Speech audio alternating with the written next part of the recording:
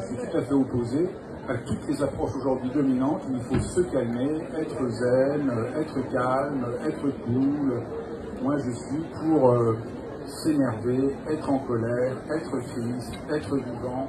Salut les amis, je m'apprête à faire l'interview de Fabrice Midal, écrivain, philosophe, pour sa théorie du bourgeon. C'est un super bouquin anti-déprime. Je suis contente de partager ces belles idées. À tout à l'heure. Le livre est par étapes pour avancer.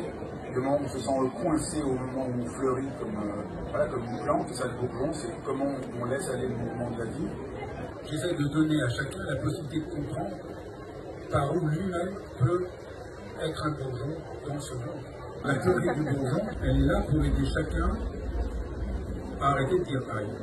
Les gens pensent que le bonheur, c'est atteindre une sorte de calme plat.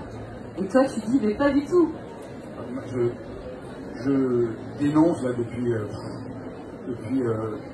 au moins 15 ans la confusion.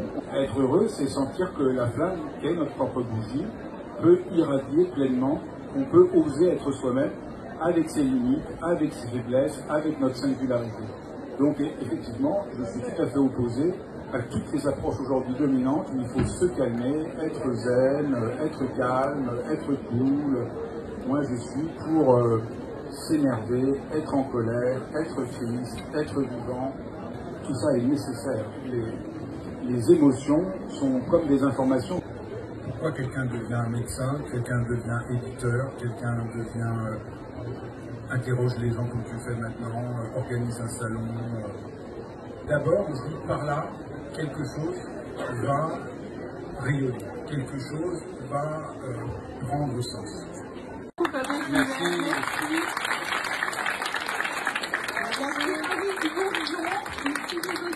Anti-découragement, c'est d'une richesse, c'est génial de voir ton parcours. Bon, c'était super ce moment avec Fabrice Midal. Fabrice Midal, la théorie du bourgeon, une philosophie anti-découragement, tout un programme. Il nous a raconté plein de choses vraiment intéressantes sur ce livre, des anecdotes personnelles, on a ri, et puis il nous a vraiment, il a creusé ce livre qui donne plein de trucs, astuces. C'est pas une promesse de bonheur, c'est justement qu'est-ce qu'on fait avec ce qui est.